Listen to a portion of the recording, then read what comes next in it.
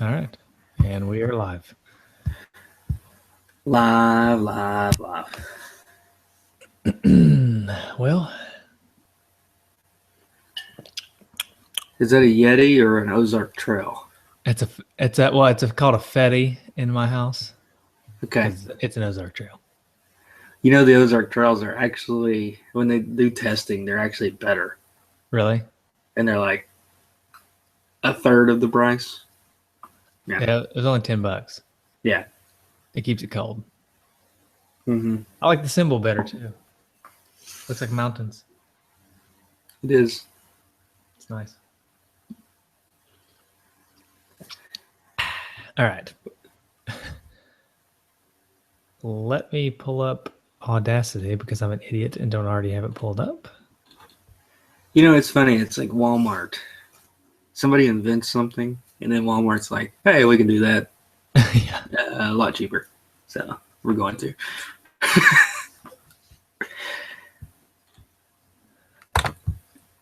And sometimes it's hit or miss, you know. Sometimes it's like, oh yeah, nailed it, Walmart. You did perfect. And then other times like, Walmart, not really close, not even close. Yeah. The Fetty nailed it. Yeah. Of course, all it is steel in the shape of a cup and a gasket around Yeah. the lid. Yeah. So it's not really that hard. Okay. I'm ready to hit record when you are. I'm ready. All right.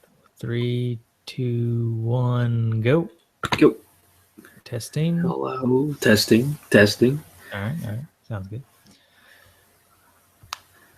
Fired and ready. Let me get one more drink and then we'll go.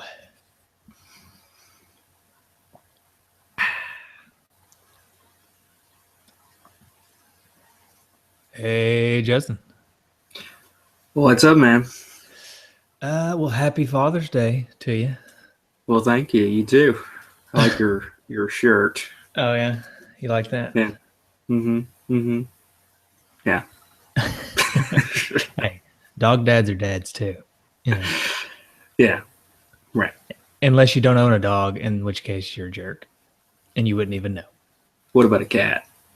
Yeah, I guess they're dads. Although cats don't really need you like dogs do. So. You know, that is funny because it's cats. It's like, you know what? As long as you keep food bowl full, the litter box scooped, they're all right. But a dog is like, it's got to have you like constantly. Yeah, right. Which, you know, I guess that's feeds the old narcissistic ego. It's true. So, it feels good. Feels good. Right. Everybody wants to be wanted, right? Right. So, anyways, today we played a pretty awesome game. Yeah. Thanks to our good pal, Dude Hosehead himself. Mm-hmm. Rob Luther. Yeah. And I feel like we needed like a year of prep time for this game because there's so much to it. Yeah, we instead of a year though, I feel like 3 days. That's pretty good, right? That's pretty good. That's decent. I mean, that's enough, right? Right. I mean, we all know that if we had a year's worth of prep time, we would have waited until like the Wednesday before we recorded before we started playing the game. So. This is true. Right. Now, the game, by the way, is Castlevania 3. I think I forgot to mention it. And before we really get started, I think Rob has decided he's going to start a new trend. The Patreon pickers are now sending us a recording of them talking. So, all right. So how about that? Here we go. It's pretty long, so bear with us, everybody. We're going to do a really long call-in at the beginning of the show. We'll see how Mixing it up. Mixing it up. Yeah, mix it up.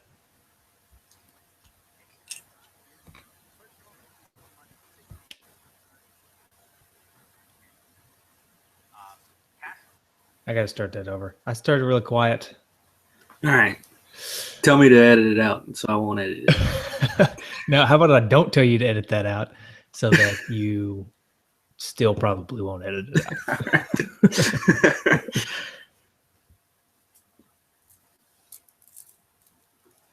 Castlevania 3 Dracula's Curse is, I'd say it's on my NES Mount Rushmore. I mean, it's one of my all-time favorite games, and it's a cool story. Aside from the very first Castlevania, and I didn't play Castlevania 2 till a little bit after, this was a game that really scared me as a kid. As a matter of fact, so there was a Blockbuster around my dad's house, and they had a whole bunch of NES games that they were selling. And I'm guessing this was probably around 1991 or 1992. And, they were clearing space for the Sega and Super Nintendo games, and they were selling a lot of the NES games. And I'm perusing through the aisles, and I see the box art for Castlevania 3. I mean, I was absolutely blown away from the box art. Here you got this huge burly guy with a whip, and no fear, on these steps, seeing the skeleton jumping at him with a bone in his hand, looks like a femur, and then you got the wizard, the pirate guy, which eventually later on I figure out their names, Sypha and the Grant. Anyways, so I was immediately attracted by the box art. I had to take it home. I begged my dad to take it home. He's like, all right, yeah, it's not violent, is it? I was, no, Dad, it's fine. So I take it home, and I never forget, I was playing the first stage, and when you kill the dragon guy, the skeleton dragon guy with the shield at the very end of the stage 1, I remember when he bursted into flames, he had this blood-curdling, it scared me as a kid. I remember dreaming about it and having a nightmare, about him. Keep in mind, I was very young. So when it comes time to return the game, I said, Dad, I'd really like to have this game for Christmas. So he eventually gets it for me, I'm guessing around fall of that year, and I see it. It's right above the medicine cabinet. And every time I'd see it, I'd be like, Dad, can I play that game? No, you got to wait till Christmas. So anyways, I opened it up for Christmas because my dad had actually wrapped it, even though I knew exactly what it was. And I played the heck out of this game. It's one of those games, it's really, really challenging, but it incorporates every single element of what I love about Castlevania. Great side-scrolling action, the fact that you can play as 3 different characters, that there's a pretty powerful story at the end. And it took me years and years and years. I was a teenager when I finally beat this game on my own. And I remember it was a Friday night at my dad's house, and it took painstakingly, hour after hour. For some reason, I was determined to beat it, and I finally did. And I love this game. This is one of the best games. The music's phenomenal. It's one of my favorite games of all time. So thank you guys so much for covering it. And cowabunga, dudes. All right, so I guess we're done. Well, clearly the scariest part was the Blockbuster around the corner. Yeah, the block around the corner too. Oh, geez. The things that happen at Blockbuster, just.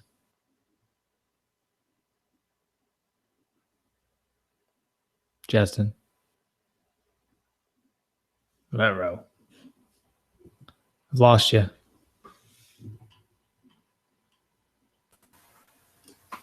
Are you there?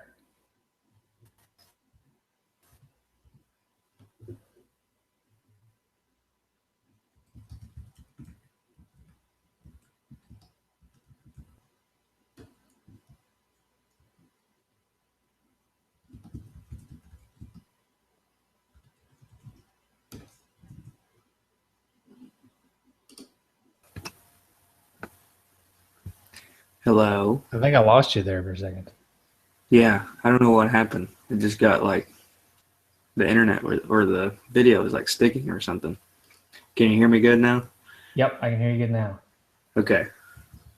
We'll just start over like you just finished the call.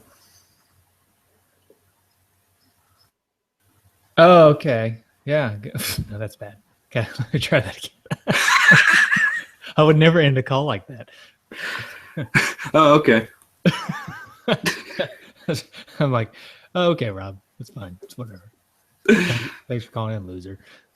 Yeah. Okay, let's try it again. All right. Well, I think we can end the show now. Yeah, I think he pretty much covered everything. So, good night, everybody. No, not really.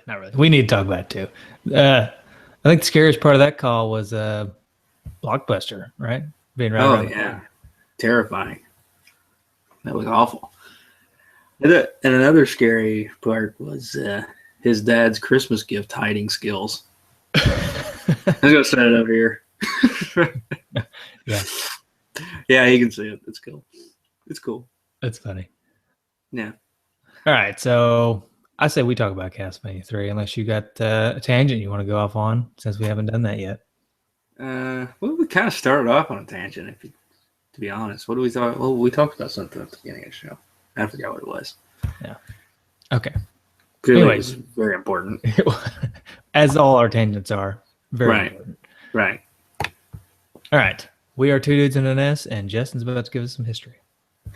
All right. So, Castlevania Dracula's Curse, the third of this series, but actually the game is a prequel, which we'll get into when we talk about the gameplay.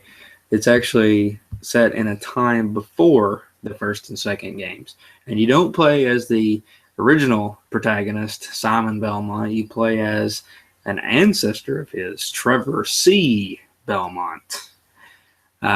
So this game was obviously created by Konami. That's just stating the obvious. Most people who listen to this podcast are going to know that. But it had one thing that I found was interesting is you talk about when you talk about this game's reception. This game, of course, the first one's obviously a beloved game. Second one, not so much. It gets kind of bad reviews, not really that well liked. And the third one is loved again, just like the first one, right? So one thing that I found interesting was the the programmer, Nobuhiro Matsuoka, who was the programmer for the first one and the second one, was not a programmer for the third one. I don't know the backstory to that, but I wonder if they were like, well, the second one kind of flopped. Let's change directions and go to somebody else. I mean, obviously the game has a ton of similarities between the three of them as far as the game set up and the backgrounds and how it's set up. But it's interesting that they went to a different programmer for this game. I don't know. It's weird because I guarantee you Castlevania 2 was a commercial success. So it's almost like sure. So it's almost like they just know it was, even though it was a commercial success, they just knew that it was not a hit with a great game. Right. And I wonder sometimes popularity changes depending on things that come before and after it. I wonder if Castlevania 2 would have been more popular if Castlevania 3 never existed. If they never made a game after Castlevania 2, would Castlevania 2 be considered more popular? Is it compared? I mean, obviously, if you compare it to 1, it's not as good, but if you compare it to 3, it's not as good. So it just gets the bottom of the barrel Mr. Suck title. Yes, I know that title well. Basically, because the game that came before and after it was so much better. Right. Anyway. But so there's a lot of people out there that like 2. Let's not count 2 out completely. Oh, well, yeah, not. And we skipped it, but not everybody skipped it. Right. We'll talk about it one day. Yeah, we'll eventually go back to it. Yeah, but not, So anyway, one thing about this game is that it was non-linear, okay? You had several different paths that you could take, often given 2 different choices, and you had multiple different characters or companions that you could play with as well. And playing with those different companions could actually give you multiple endings. And the choices that you make throughout the game change the ending as well. So that's what I meant. One of the things I meant by we needed a year to prepare for this game, because in order to get all the endings, I don't know how many there are. Maybe you know that total, but off the top of my head, no. Yeah, you would have to have a lot of time in order to get through all those. Maybe one of the honorary dudes or D-padders have done that. Maybe Rob has done that. But anyway, okay. That'd be hard to do. This game's pretty difficult. It's difficult. It's multifaceted, but we'll talk about that in the gameplay. Yeah. So the development, one thing that I found interesting in the development, and this is for our good friend Aaron Hickman, who would understand this stuff more than I, the Japanese version sounded different. Okay, so the Japanese version had a specialized VRC6 co-processor chip. And the audio programmer had that in there because it would add 2 pulse wave channels and a saw wave channel in addition to the 5 sound channels that the NES had. So what that did is it imitated the sound of a synthesized string section. So the music, even though awesome in the NES version, probably more awesome in the Japanese version. I'm sure Aaron, our good friend Aaron, knows all about that stuff. But they had to downgrade it for the NES version, as well as some things had to be censored in the NES version. There were, I guess, some nudity in the Japanese version that they took out. And there were some slight differences in the backgrounds. So, a little bit of differences. I think we talked about it a little bit on the Castlevania 1 episode, where they censored a lot of crosses and things out of the game. Right. Which I guess they didn't do so much in this one, but I don't know.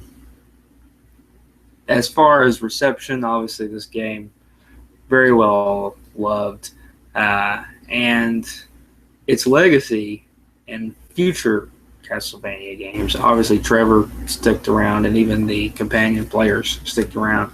Nintendo Power listed it as the 9th best NES video game, and Games Radar ranked it 8th, and IGN placed it at number 5 in their top 100. So, very, very well liked game. Yeah. So I'm assuming you probably had this game and you didn't have to go on some magical quest. Or did you? Well, I also want to say real quick, I don't know if it's coming through in our end recording, but there's a weird echo and a weird like moaning, groaning going on coming from Justin's recording. No, that's on purpose since it's Castlevania. Just adding a little scary effect. A little ambiance. Okay. Yeah. Podcast. Okay. All right. Yeah.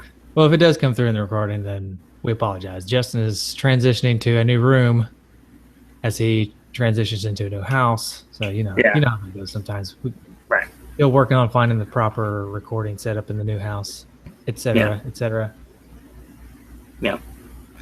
Okay. See if the train comes by. Yeah, maybe that's what it is. Maybe it's just a constant train. No train yet. You'll know the train when it gets loud. Okay.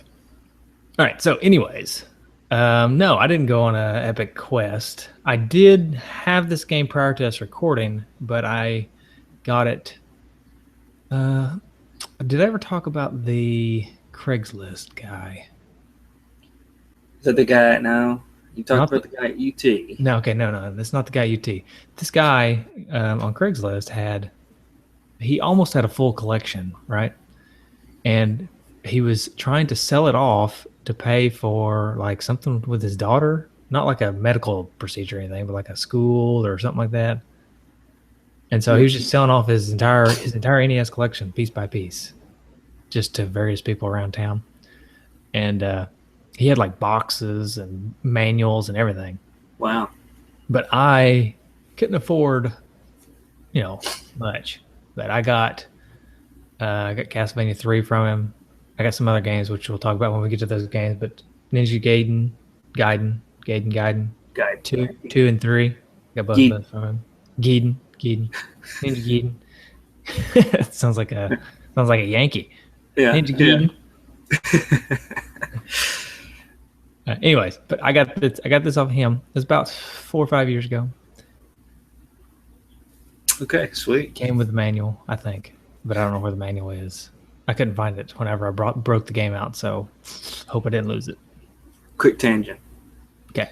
I wonder, you talk about investments. So me and my dad were having this conversation last night, And we're talking about cars being one of the best investment, like classic cars being one. Oh, yeah. Okay, sorry.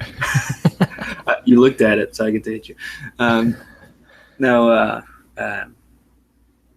So cars being a great investment, classic cars, because, you buy a car and they appreciate in value.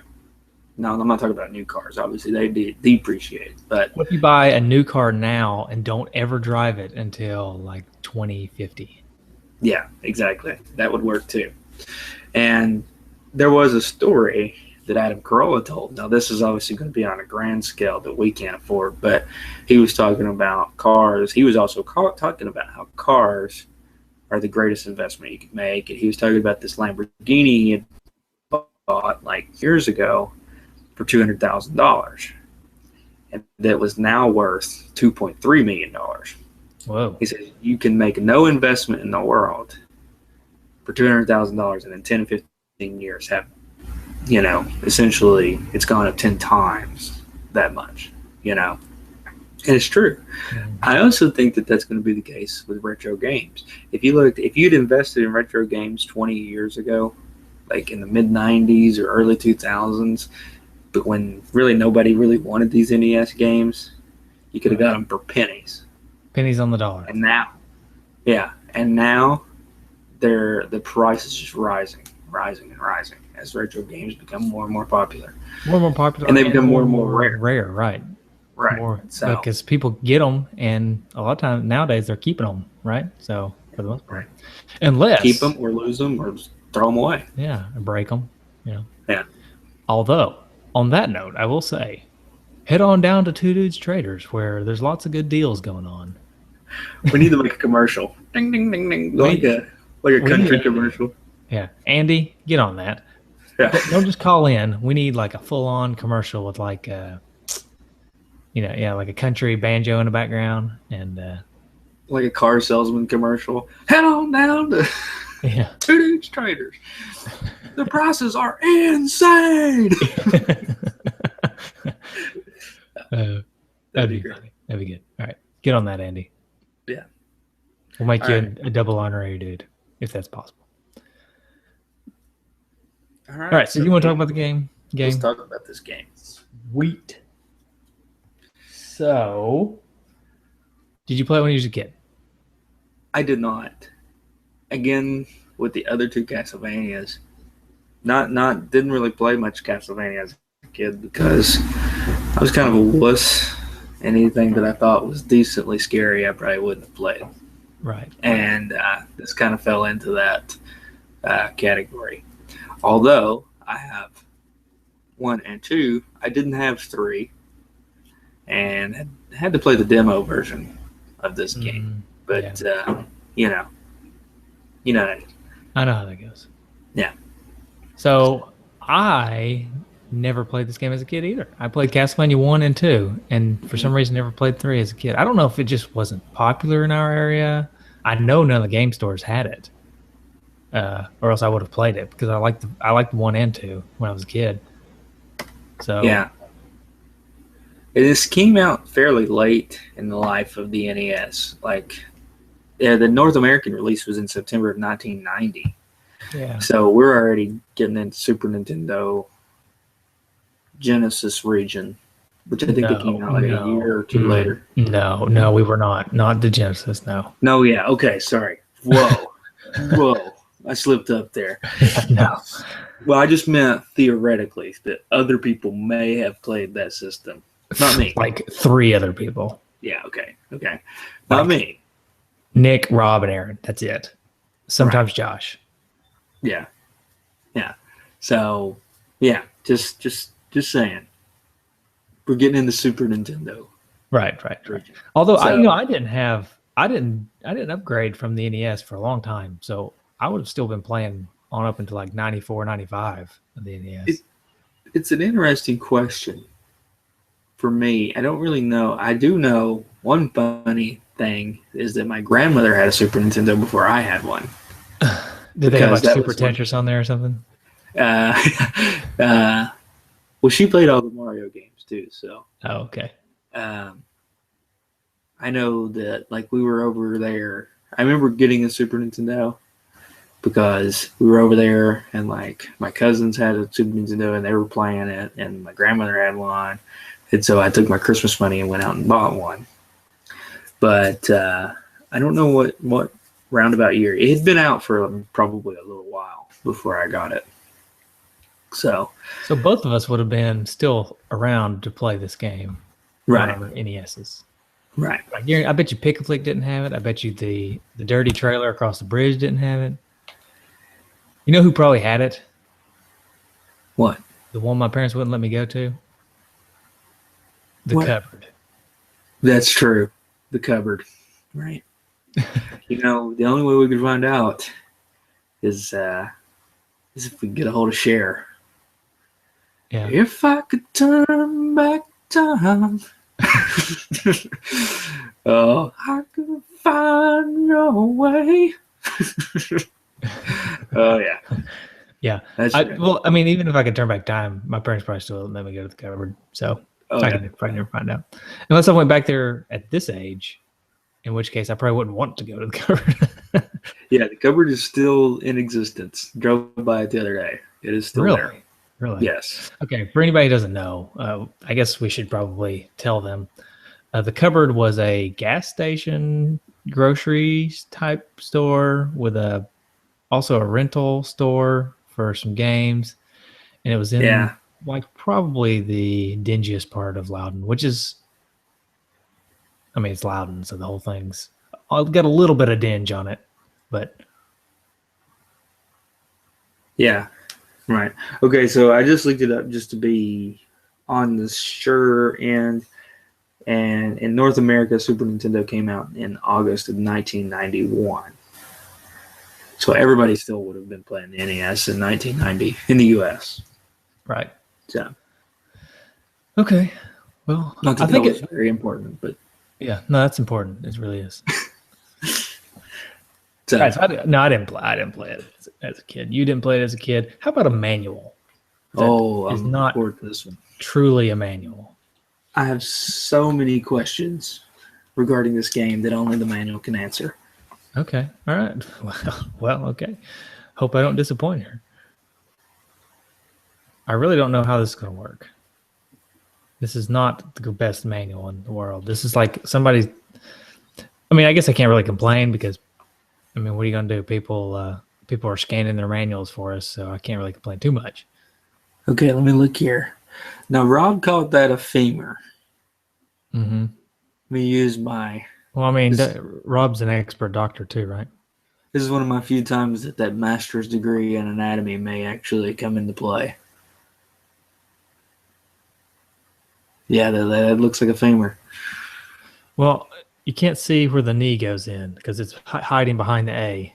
Yeah. Actually, I think if that's a femur, the knee joint would be the one closest, the one that you can see. Oh. We need to see the hip joint. Okay. Then that's the one that's obscured by Dracula's curse. Mm. And we got like Fabio fighting him. Mm-hmm. Mm-hmm. That's Trevor. Trevor kind of looks like a Fabio type. Trevor Fabio. Mm-hmm. He's really buff too. I'm kind of jealous. Yeah. Look at those legs. He does not skip legs day. No. Mm-mm. Yeah. Okay. Now let me see if I can get pages 2 and 3. No, we don't want pages 2 and 3. Page 2 and 3 doesn't say anything. Limited warranty. Okay, here we go. There we go. Oh, it's a cursed world we live in. Thanks to Drac. Slang for Dracula. Yeah. The time is 100 years before Simon Belmont's birth. The moon burns red overhead and black clouds loom large on the horizon. All is still and quiet. Only the call of a distant crow stirs the cold night air. Suddenly, thunder roars out of the morbid mountains and into the village of Warakia. Like the yell of an angry giant, the terrible sound shakes homes and shops as if they were sapling branches. That's the first paragraph. Yeah, somebody's using that English degree here. I know, right? That's pretty good writing. This is good writing.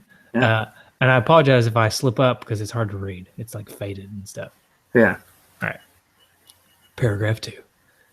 But no one blinks an eye. The village is dead calm, for all the people have fled after receiving warnings from the great beyond that Count Dracula has assembled a mighty army of evil, and they're poised to march up the Valley of Graveyards to bury mankind in a tomb of terror. Have you noticed all the proper nouns? All these are these must be like places in the game, maybe. Yeah, places. The Valley of Graveyards. And the Tomb of Terror. Unfortunately, there's no corner on Earth that won't be gobbled up by this bloodthirsty legion of swamp dragons, slasher skeletons, and forces of the undead. The last line of defense is you, Justin. No, Trevor. Trevor Belmont, the forefather of Simon Belmont, and the origin of the Belmont warlord chromosomes. But your chances are slimmer than Jim. Okay. I like that. Your chances are slimmer than Jim. In fact, the only real edge you have over this fang-sharpened freak is your power to transform into 3 different partner spirits. Grant Dynasty, the ferocious ghost pirate, Scythia, the mystic warlord, and Alucard, Dracula's forgotten son. Each of these spirits will confront you as you fight through 17 possible levels of never-ending fright, including the Haunted Ship of Fools, the Clock Tower of Untimely, Death, and the Cursed Castle. You must also possess the strength to wield the mighty battle axe and mystic whip, which were given to you by the Poltergeist King. Okay, this is getting a little long in the tooth here. It is. Speaking of long in the tooth. Yeah. It's like Dracula's teeth are actually dentures and some denture cleaner. So, well, I mean, he's old. So yeah, that's true. 800 years old. So they're actually dentures. Yeah. Why at some point Dracula wouldn't say, you know what?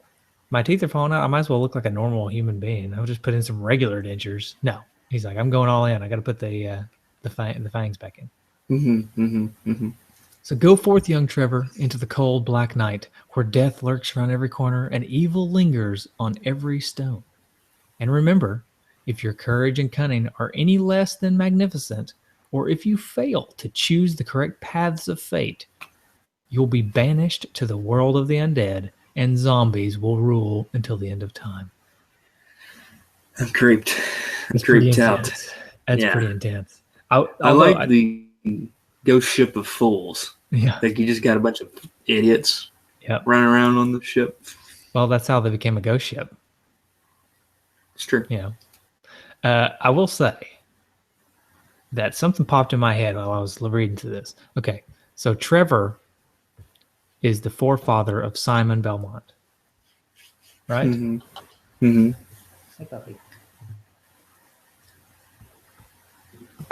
Trevor is the forefather of Simon Belmont, right? Right. So, all I want to know is how did he have time to, become a forefather with all this fighting? And where's the foremother? Yeah, really. You never hear about the four mothers. No, it's always forefathers. Yeah. So I don't know. It's a good question. It is a good question. Anyways, let's see what else we got in the manual. This is a pretty dense manual, I will say. Well, that was only pages 4 and 5. Yeah. So that story. All right, here we go. Time for some characters. Trevor C. Looking rather dapper there. Yeah. Yeah. Spirit Alucard. Which is actually the son of Dracula. He's the son of Dracula, and he kind of looks like a greaser. He does. It's kind of like... Is that a leather? Is that a leather cloak? Yep. He's got the leather cloak. He's kind of like, yo, Dad, don't be, stopping me from going on these car races that I go on, and Ride my motorcycle. Don't be a square. Don't be a square, Dad. Mm-hmm. Then we have Spirit Grant Dynasty. I like that name. Grant Dynasty. Dynasty. Yeah. And Spirit Sifa Belnades. Her middle name is Liz. Get it? That's dirty. We can't say that on this show. We can't? I don't know. It's just a medical term.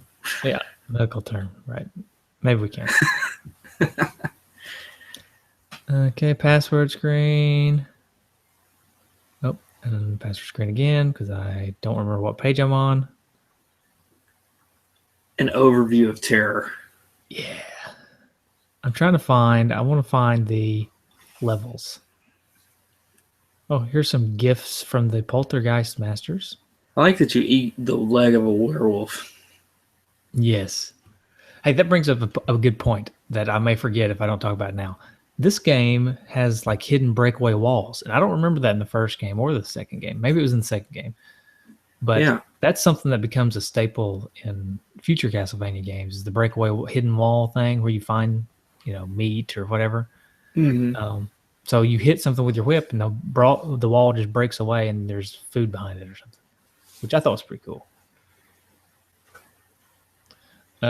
The weapons that you find in the game are pretty typical. Same stuff that was in the other Castlevania games. You get your battle axe that you throw. You get daggers that go straight forward. You get the boomerang thingy, and you got holy water. Mm-hmm. Where it starts to differ, and we'll get into it here in just a minute, it starts to differ when you switch characters up stuff. Right. But I also think it's cool. I thought it was cool how the whip could be upgraded. You get this little sword whip symbol thing, and you can upgrade the whip. But it seemed to me like every time I would start the game, like for after dying, I would get those upgrades like immediately. So it wasn't really like you had to work for it. Like as soon as I woke back up from death and I would break a candle or something, the whip upgrade was like the first thing I would get. So I don't know. Grant Dynasties. Yeah, Grant Dynasty has weapons too. Anyways, let's we're going along with the manual. So I say let's just get into the nitty gritty. What did you think about the game? Two thoughts. One, the difficulty was really upped. They upped the ante on the difficulty to me, and but the controls were really good. I really felt like the controls were some of the best. Konami always has good game controls, but this was the controls were really, really good for this one. Very precise, I agree. The first thing I noticed is this game is way faster than Castlevania 1. Mm-hmm. I remember playing Castlevania 1 and you're just barely walking. Everything's so slow. The bad guys are all way faster than you and you're so slow. But in this game, the whole game moves way faster than the first. Yeah. It's cranked up. Yeah. And also climbing and going up and down stairs. In the first game, I could not figure it out for the life of me. And for some reason, this game, it just clicked. Mm-hmm. I don't know if they changed the way you go up and down stairs or what, but in this game, you just press up to go upstairs, press down to go downstairs. I feel like in the other game, you had to hit the diagonal, and it just didn't ever work for me. Yeah, simple, yet simple better. Right. Simply better. Yeah. There you go. Simply better. Right. Also, without cheating, I really didn't get to play as the other characters, to be honest. I couldn't make it far enough to get to where I could beat them and get them on my team. You only get one character at a time, but that right there is having multiple characters. That is really cool. I think it's a cool game. Yeah, you gotta get you gotta get far enough to get the multiple characters. And the thing about the multiple characters is just that it adds such an element that the other games didn't have.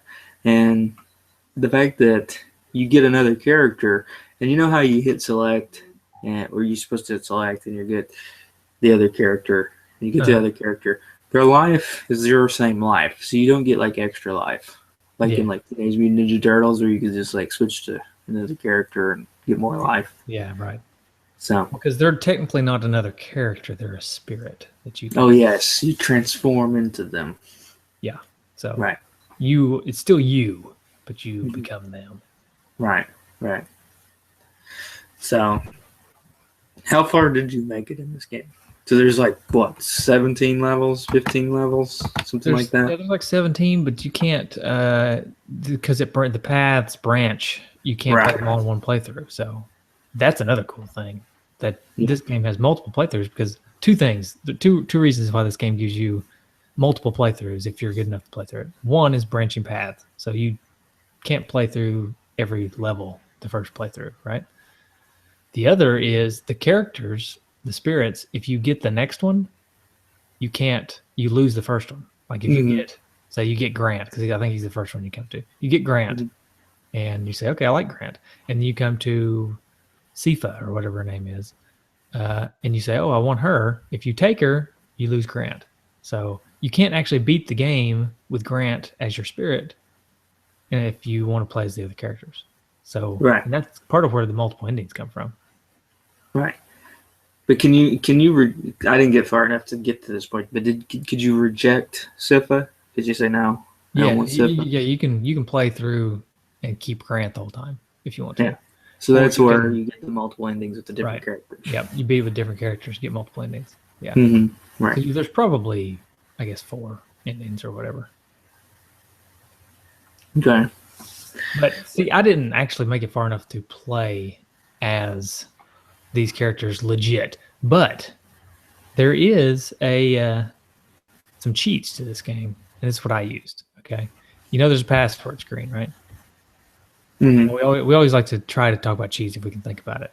So on the password screen, you can start with Alucard, Grant, or Sifa at the beginning of the game if you enter a certain password. So I'm going to give those passwords out right now just in case somebody doesn't have the internet. Yeah, there you go. But how would they? Well, okay.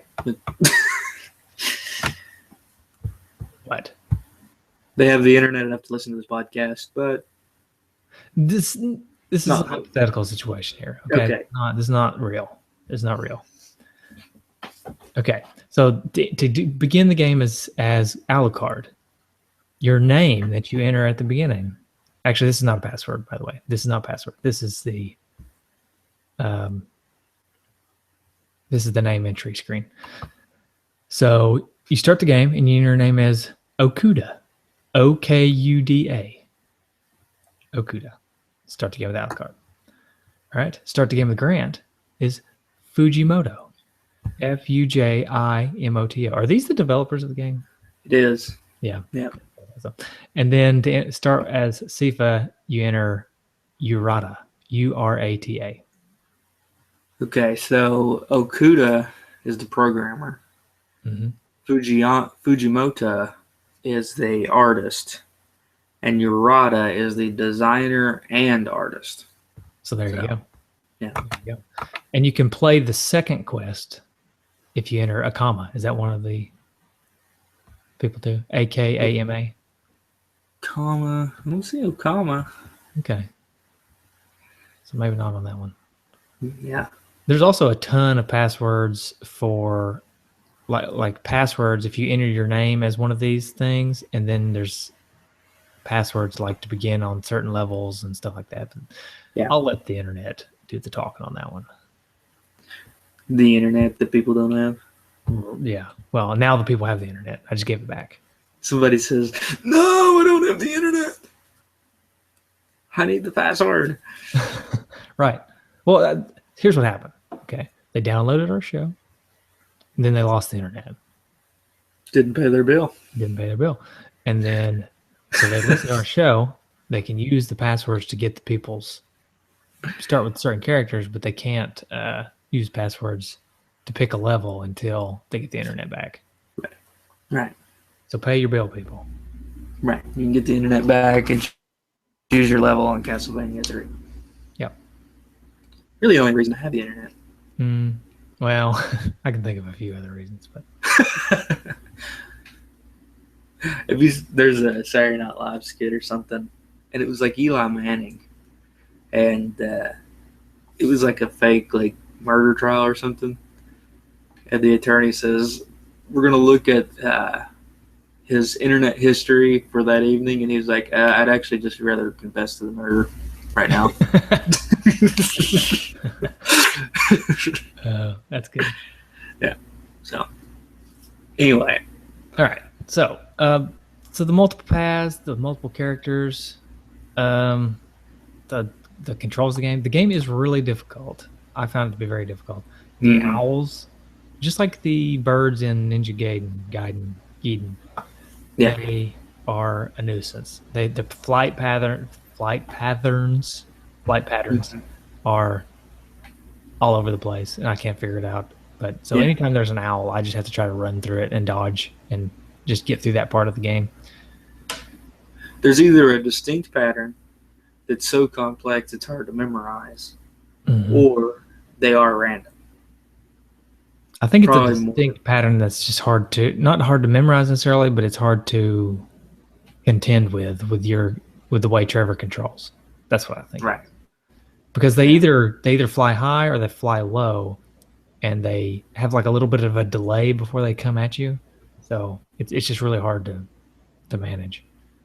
Yeah. And the one qualm I'll say that I have about the controls of this game is the whip is a little slow.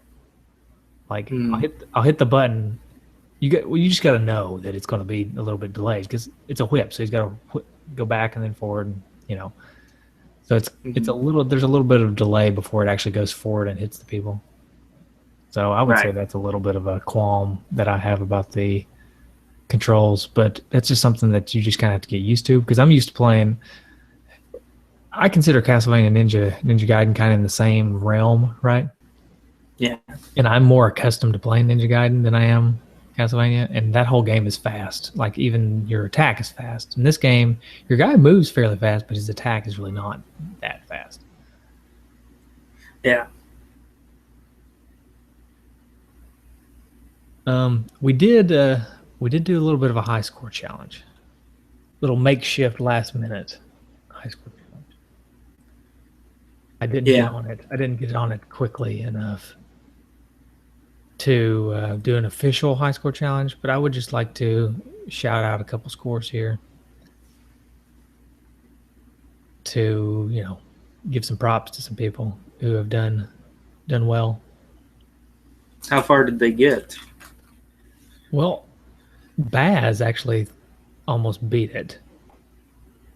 He wants to try to beat it without continuing. So he's probably beat it before. Mm-hmm. But as far as he could get without continuing, he got 28,810. It's pretty good. It's pretty good. Yeah. Mm-hmm. Now, Adam Malone, he has a lot higher score. So my guess is that he's probably able to beat it fairly easily. But his score was 55,370. So that's pretty darn good. That's pretty impressive. That's pretty impressive. I need to take just a quick time out. I'll be right back. Sure.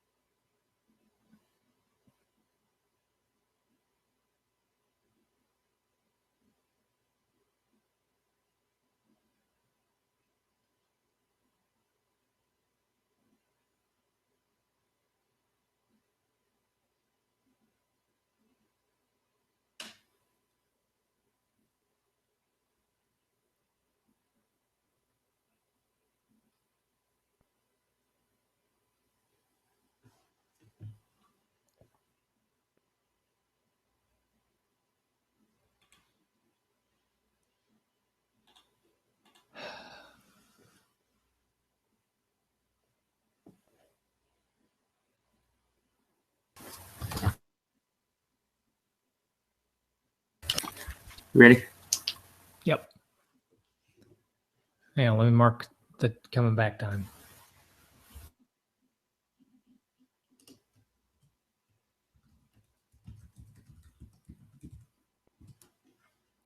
All right.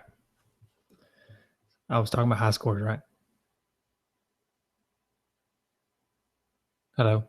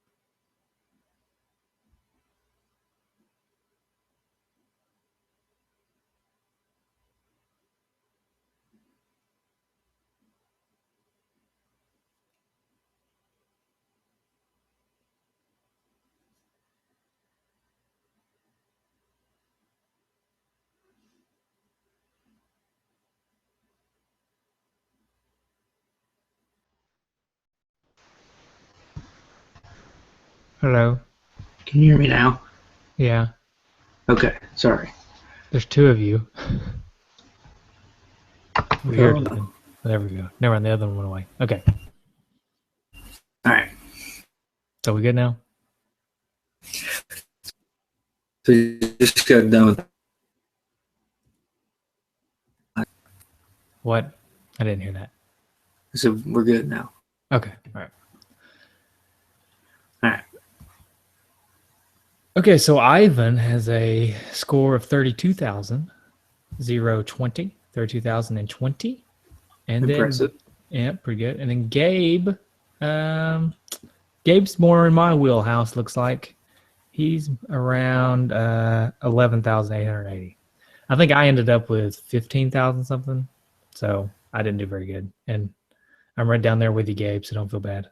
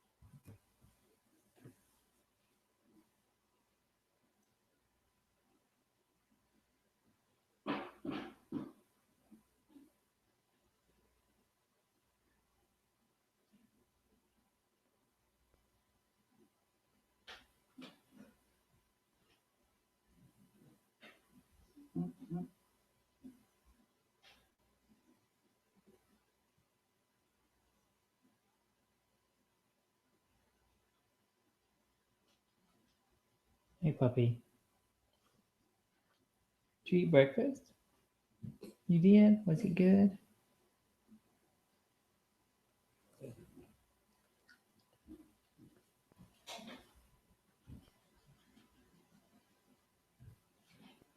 Yeah. Thing in here is flashing air. Wonder what happened. Which thing? The Roomba. I was wondering why I hadn't been running. Says error 5. Error 5? Yeah. flashing orange and it's got exclamation point on it. Titi, what'd you do to the Roomba? What'd you do to it, T? She's been riding it again, She hasn't she? ran away. She's been riding it again.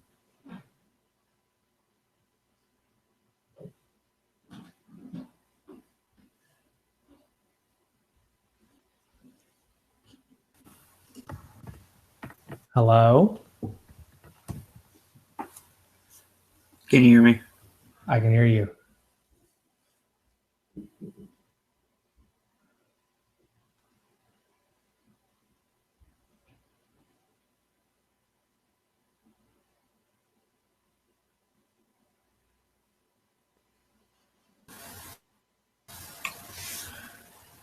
Are you there?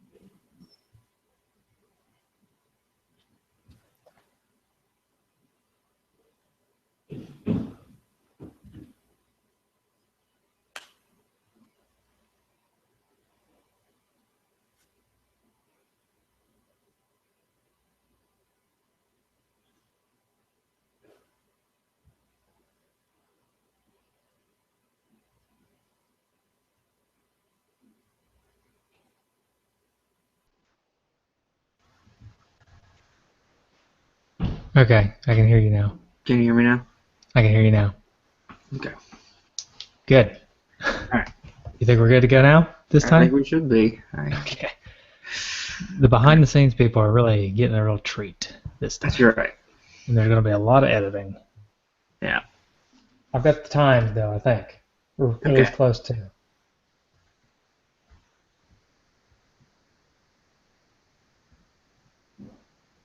All right. Okay. So that's pretty much it for the high scores. So let's get into it. Graphics. Go. What'd you think?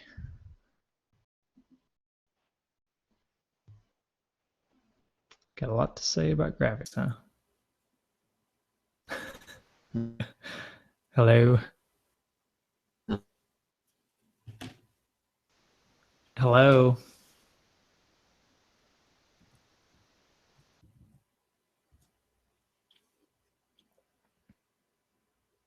Are you there?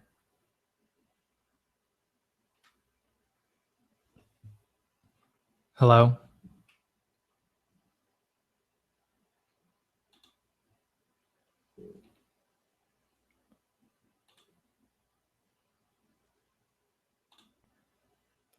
Are you there? Justin?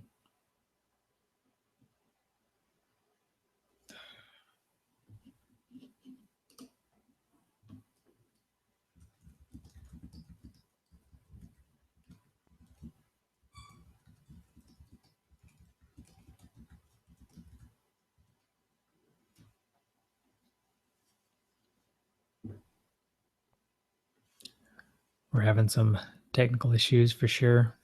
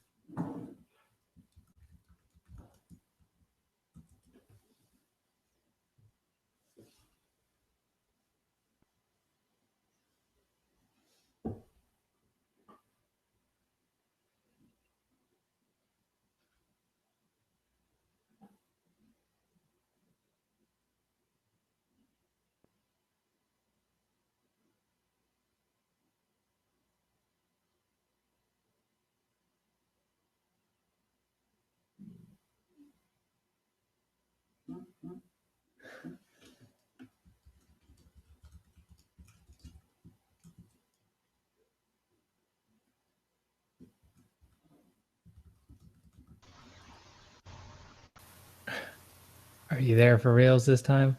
I am back. Turn my camera off. You think it's for real? I don't want to say anything. So, Okay.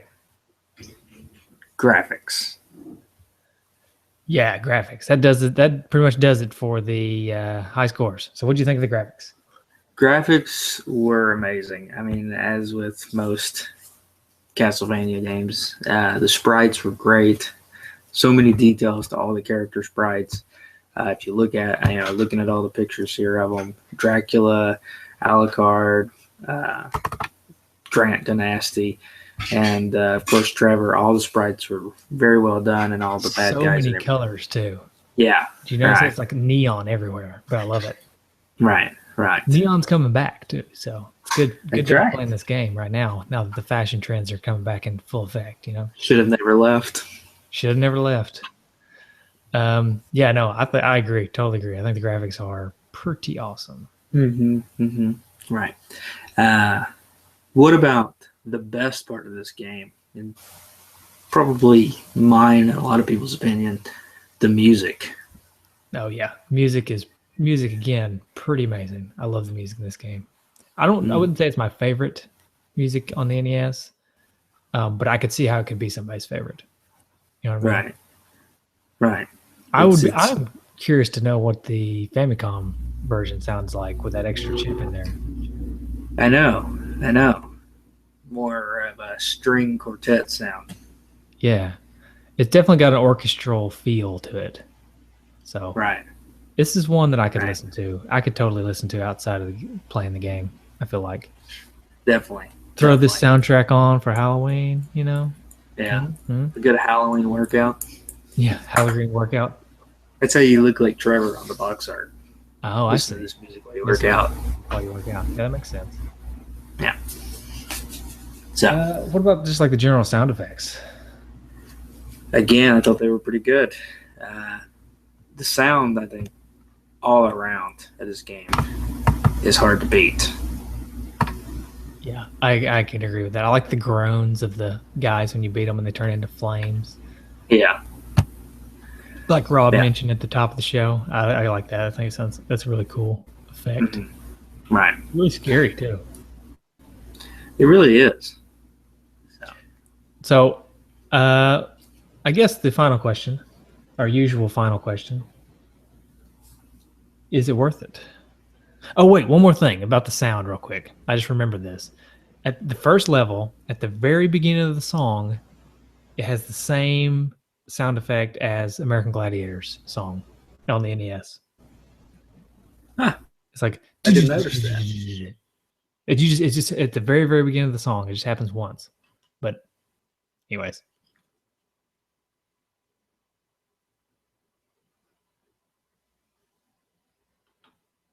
And I guess you're going again.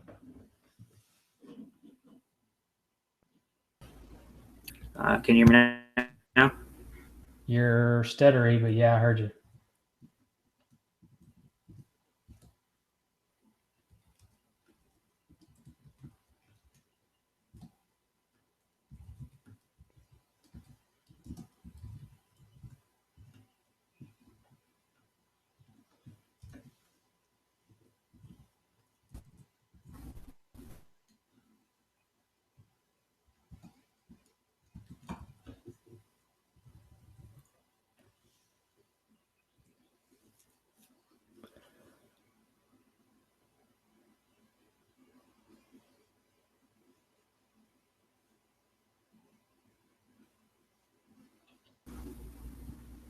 Are you there? Can you hear me now? I can hear you. Sweet. Can I still hear you? Are you there?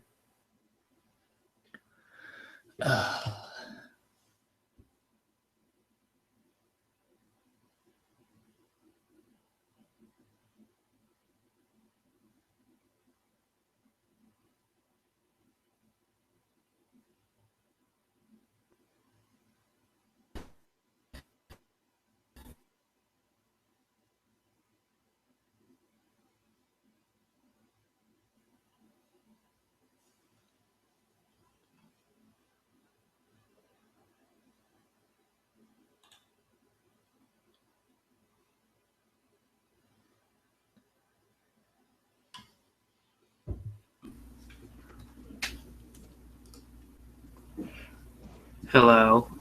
Hey, can you hear me? Can you hear me now? Yeah. I Hey, can hear you. go to the bars at the top where it says limit. You can limit bandwidth and adjust that down. Did you get that?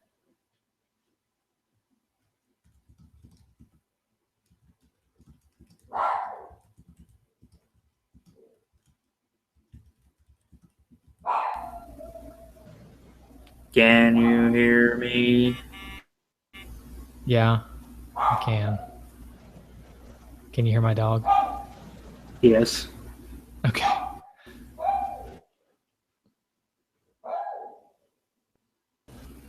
All right. Are you there? Yeah. Can you hear me? Yeah. God, it's ridiculous. All right, so let's try to get through this. Okay. If you cut out again, maybe we just try to finish another time. Let's just get to a point where we can stop. Okay. All right. That's fine. Okay, so All the right. final question of the show that we have. Is it fun? Is it worth it? So do you know how much it goes for? 35. A bit more pricey than the others. So it's about $35.